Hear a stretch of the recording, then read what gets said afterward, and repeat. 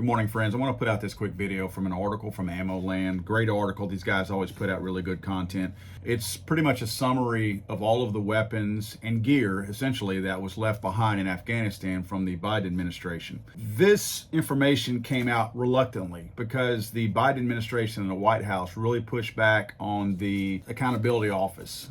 They wanted no part of this getting out to the general public because they cite, the White House does, the safety of the people who were left behind over their contacts. Well, actually, none of the contacts were listed in this Government Accountability Office report. So nobody should be at risk. We know what weapons and gear was left behind. This just gives you the specific numbers, which, again, no one is in any real danger of that. The reason why this is such a critical issue of getting out is because a lot of the American people are stupid, but there's a lot of very intelligent people still left in the United States of America.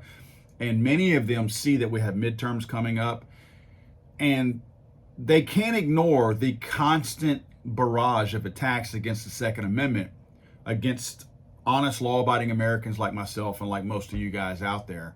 And then on the other hand, we see a report come out like this, and it just shows how eager our government is to arm other citizens in the rest of the world. It's like guns are only an issue inside the borders of the United States, but anything that happens with them outside our borders doesn't matter.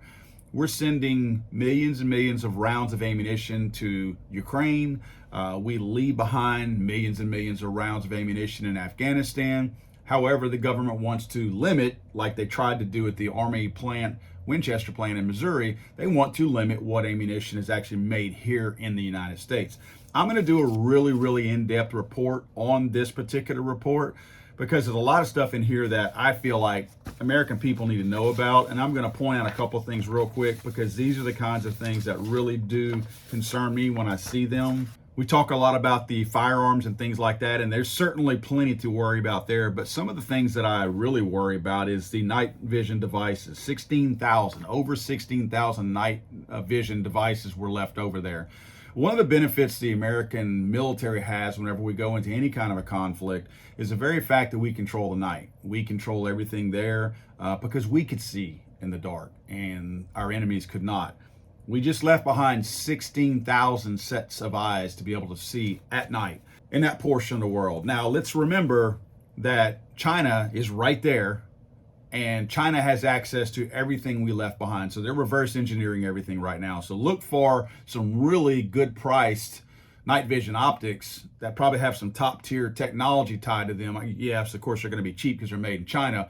But that should be hitting the market any day now because all of this has been reverse engineered over there. And the other thing that bothered me, and I'll probably go a little bit more in depth in my next report on all this gear, communications and radios. We left behind 162,000, over 162,000 different types of radios, very high frequency radios, non-tactical, high frequency radios, multiband radios, ultra and super high frequency radios.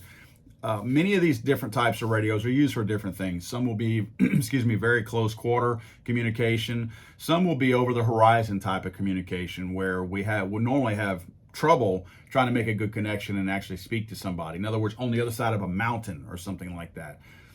That's huge. That was another advantage that we always had, was proper communication. We were literally dealing with people who had cell phones and they were relying on cell phone communication. And this type of communication that we left behind also now arms our enemy against us. So we're giving them night vision and we're giving them better communication.